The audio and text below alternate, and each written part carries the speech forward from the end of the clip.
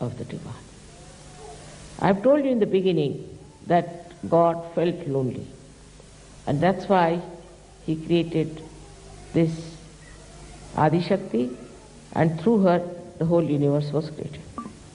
But also true that as you are seeking, also the divine is seeking you.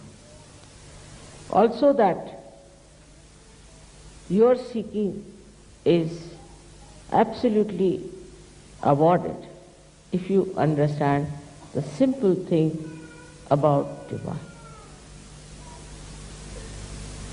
That it is the one that has given you intelligence.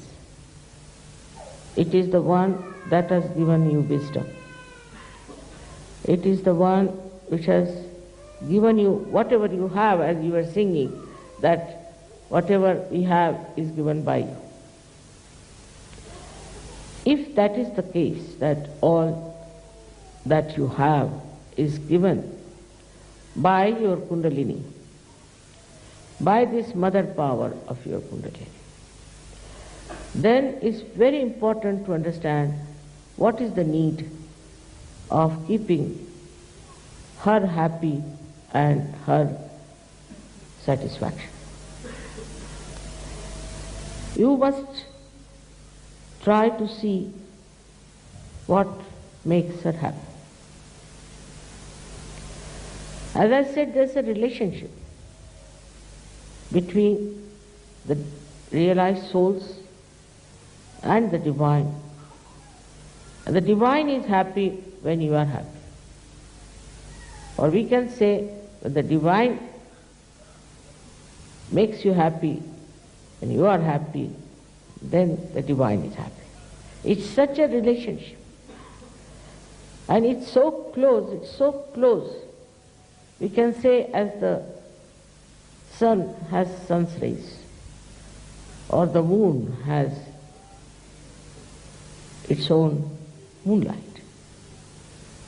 It is so close, it's so ingrained, so much built in. And that should give you full control over yourself and over your development. They describe it in various ways, that you must surrender. Now,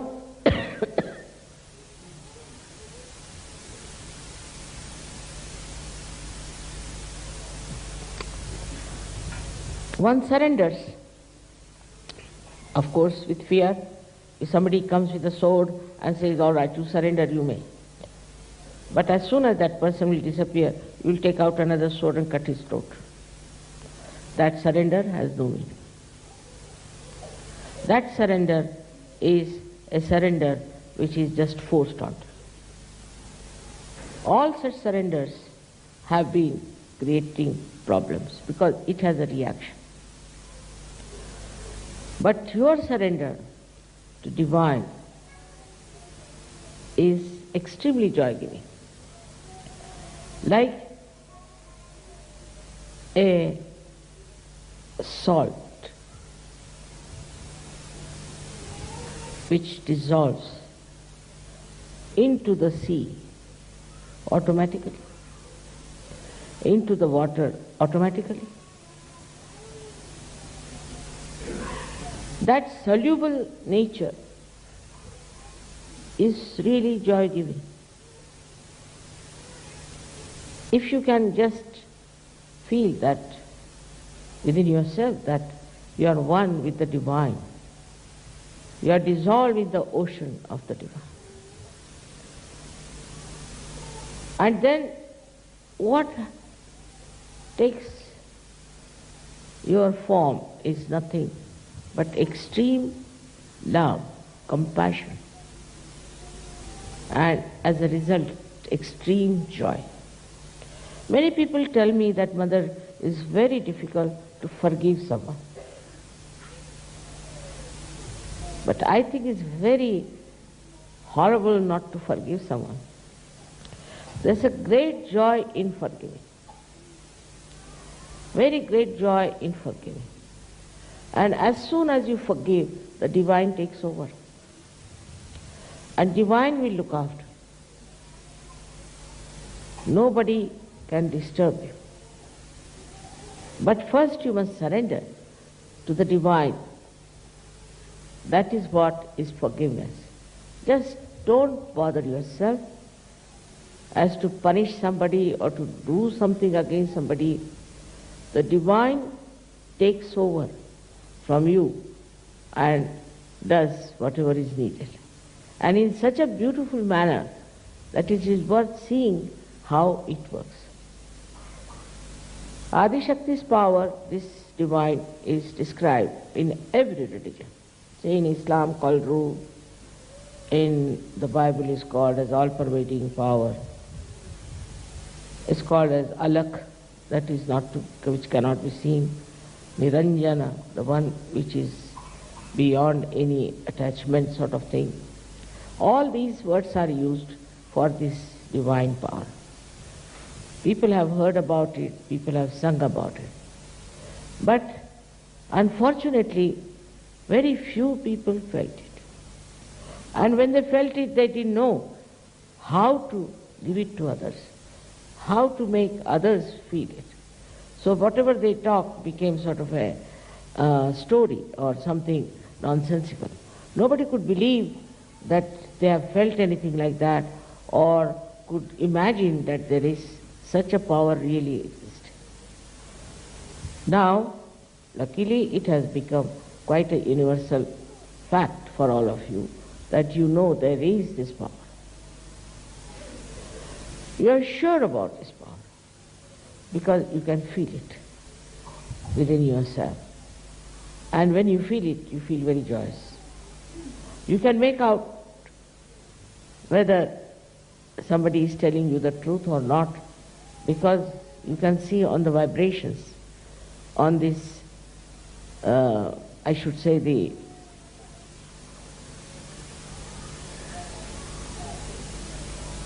power of Adi Shakti. She tells you the truth.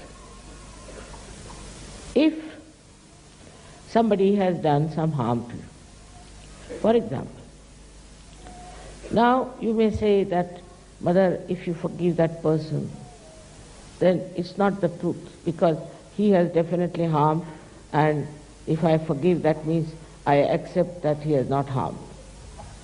This kind of argument is possible. Now you will see, you will be surprised that you forgive that person, because the truth is, whether you forgive or you don't forgive, you don't do anything. That's the truth. So out of compassion, if you forgive someone, compassion becomes the truth. It's the compassion that tells you the truth. So all the absolute truth that you know is through the compassion of the divine power. Maybe sometimes people say we saw the vibrations, Mother, and we felt this way, and still it happened. It makes no difference. Whatever has happened, doesn't matter. You have felt the vibrations, and you asked the vibrations, and you acted upon the vibrations, that's all. Whether it turned out to be that way or not is different. Because it had to be the other way now. Some drama is going on. It's the Chidvilas. It's the enjoyment of the Chitta, of the divine. So, it's a play going on. If you can see that play, then you don't get disturbed. It's a play. How it works, how it is organized, is not your headache. You just have to see the play of the divine, how it works out. We have seen now, all of you, which you call as miracles have happened. Mother, this miracle has happened, that miracle has happened, and I know is all the miracle of the divine. Despite that, our faith in the divine is not so much enlightened faith. When you have the enlightened faith, you don't worry about things which are very important in life. It works out well and good. If it doesn't work out, well and good. It should not be assumed that once you are a realized soul, that the whole world can fall at your feet. Not necessarily. It's a play.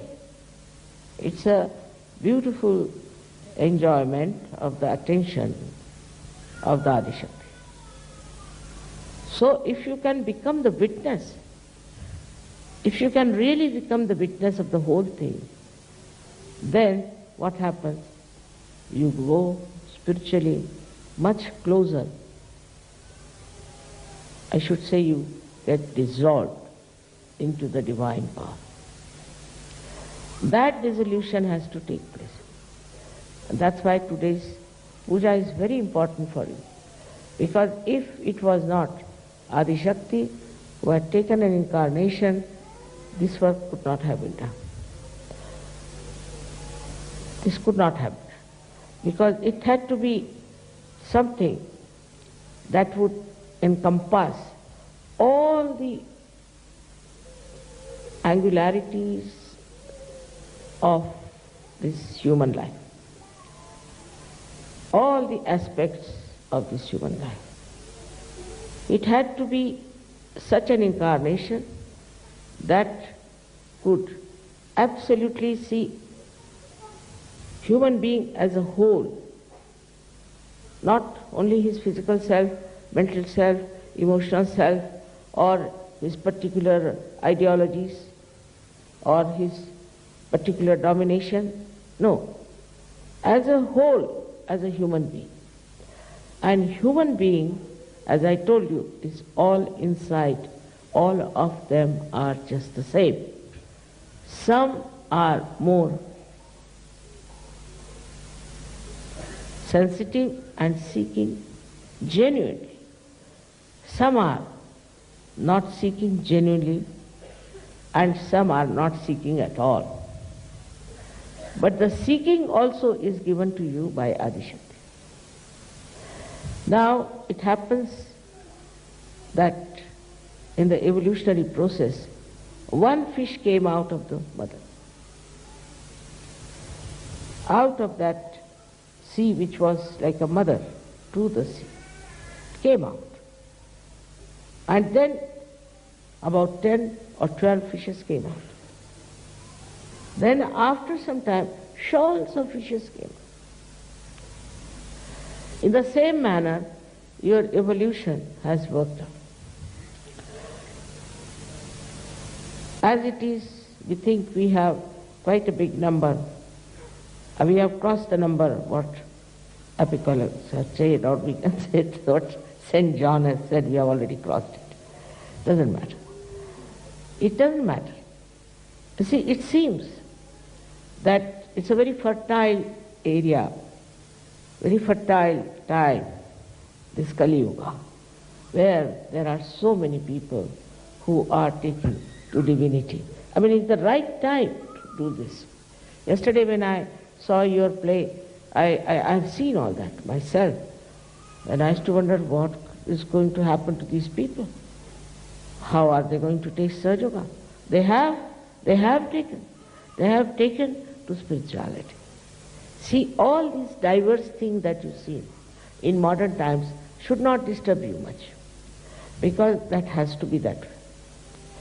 It's a drama, it's a play, and in that drama you should know that it will work out in such a beautiful manner that after some time you'll find nothing but the divine dissolving in such a beautiful manner that after some time you'll find nothing but the divine dissolving all the useless things that we have, like our conditioning and our ego.